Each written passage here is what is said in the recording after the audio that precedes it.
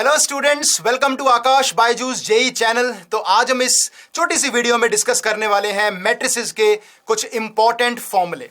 तो चलिए स्टार्ट करते हैं। तो सबसे पहले हम बात करते हैं मल्टीप्लिकेशन ऑफ मैट्रिसेस की। तो मल्टीप्लिकेशन हम सबको पता है कब होता है मैट्रिसेस का। अगर दो मैट्रिक्स मल्टीप्लाई हो रहे हैं तो एक का ऑर्डर अगर n क्रॉस P है तो दूसरे का ऑर्डर आपका P क्रॉस Q होगा।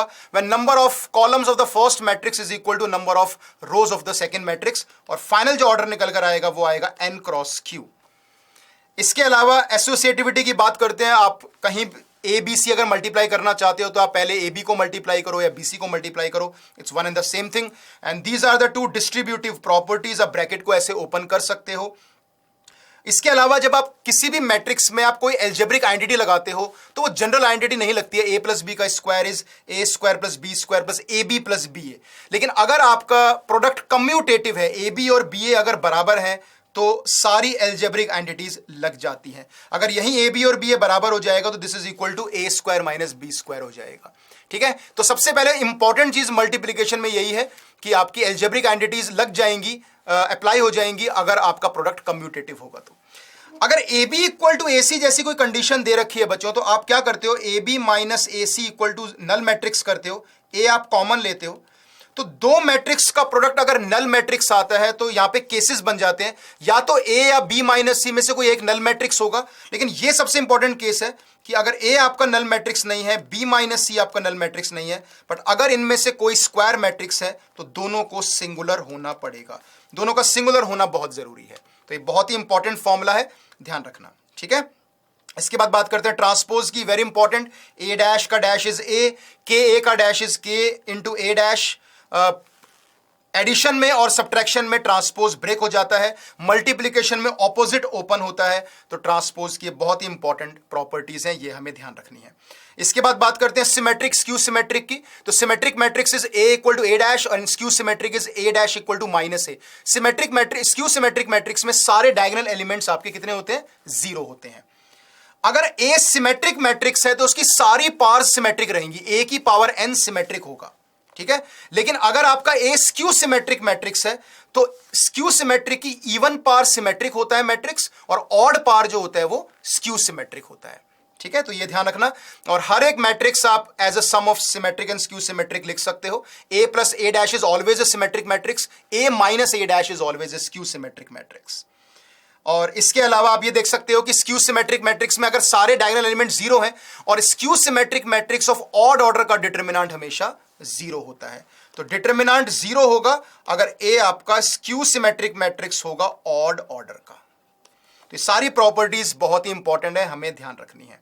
अगर हम डिटरमिनेंट्स की प्रॉपर्टीज पे आए जो मैट्रिक्स के साथ थोड़ी अटैच्ड है, तो के ए का डिटरमिनेंट होता है के की पावर एन डिटरमिनेंट ऑफ ए, मतलब के की पावर एन बाहर आता है क्योंकि हर एक मैट्रिक्स में मल्टीप्लाई हो जाएगा वो के, और हर एक रो से फिर के आपका कॉमन आ जाएगा। तो के की power n into determinant a.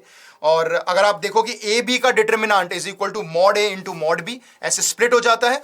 और ए की पावर एन या ए की पावर के का जो डिटरमिनेंट होता है उसमें भी आपका के बाहर आ जाता है, det is equal to determinant a की पावर के।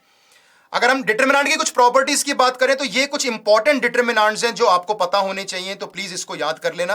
दे are very very very important और इसका यूज काफी आपके एग्जाम के क्वेश्चंस में आ जाता है। तो ये बहुत स्टैंडर्ड से डिटरमिनेंट्स हैं, you need to remember all the formulae. ठीक है, इसके बाद बात करते हैं एडजॉइंट के प्रॉपर्टीज की। सबसे पहली प्रॉपर्टी है एडजॉइंट के ए इज के की power n minus one into adjoint a. बहुत जगह यूज होती है, there are so many question जो जेईई मेन वाले इस बार पूछ रहे हैं इस तरह के questions. Adjoint of a transpose is full का transpose. A into adjoint a सबसे बेसिक प्रॉपर्टी है, det is mod a into I n. Adjoint a का डिटरमिनेंट होता है मॉड ए की power n minus one. In fact एक बहुत important formula है, अगर आपका एडजॉइंट लेट्स से के टाइम्स आ गया और इस पूरे का डिटरमिनेंट की बात चल रही है, तो डेट इज डिटरमिनेंट की पावर एन माइनस वन की power k, where n is the order of the matrix and k is the number of times जो एडजॉइंट आ रहा है। तो काफी बार एडजॉइंट का फॉर्मूला आता है और इतने सारे एडजॉइंट और मॉड लगाओ तो प्लीज याद रखना ये फॉर्मूला। ठीक है, एडजॉइंट ए बी उल्टा ओपन होता है, adjoint b into adjoint a. Adjoint of adjoint a is determinant of a की power n minus two into a. This is very very very important. और एडजॉइंट ए का inverse होता है adjoint of A inverse, तो ये बहुत important है। अगर ए सिमेट्रिक है तो एडजॉइंट ए भी सिमेट्रिक होगा, ए सिंगुलर है तो एडजॉइंट ए भी आपका सिंगुलर मैट्रिक्स ही होगा। ठीक है, इसके अलावा बात करते हैं इनवर्स की। तो इनवर्स ऑफ ए मैट्रिक्स में आप देखो कि इनवर्स का डिटर्मिनेंट होता है 1/mod A।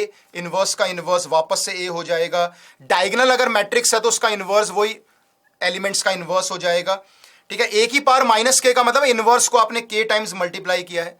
इनवर्स का ट्रांसपोज इस ट्रांसपोज का इनवर्स, और अगर स्केलर से मल्टीप्लाई करोगे तो 1/k आ जाएगा और A इनवर्स आ जाएगा। तो इनवर्स और उल्टा भी ओपन होता है बेटा, है ना। ए बी का इनवर्स जो होता है बी इनवर्स ए इनवर्स यहां पे हो जाता है। ये प्रॉपर्टी मैं आपको पहले भी बता चुका हूं।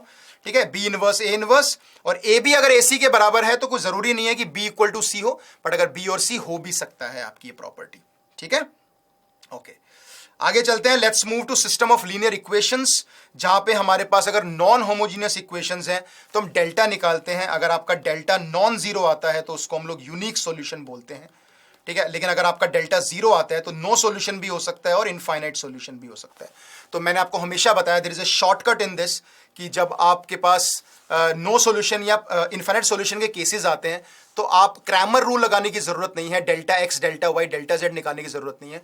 आप जो भी वैल्यू आती है वापस डाल के देखा करो तीनों इक्वेशंस में, और अगर ये तीनों प्लेन्स हैं, अगर ये तीनों प्लेन्स में से दो आपके पैरेलल भी हो गए तो नो सॉल्यूशन हो जाता है, और अगर कोइंसिडेंट हो गए तो इनफाइनाइट सॉल्यूशन हो जाता है। तो देयर इज अ शॉर्टकट यहां पे कि जब आप डेल्टा को जीरो करते हो और वहां से कुछ वैल्यूज निकलती हैं लेट्स से अननोन्स की, तो वापस डाल के देखा करो। इफ टू प्लेन्स, दो इक्वेशन को आपस में सॉल्व कर लो, किसी भी दो को, और तीसरे से इक्वेट कर दो, तो अगर वो दो प्लेन्स पैरेलल आ रहे हैं तो नो सॉल्यूशन होगा उस पॉइंट पे, अदरवाइज अगर कोइंसिडेंट आ रहे हैं तो इनफाइनाइट सॉल्यूशंस होगा।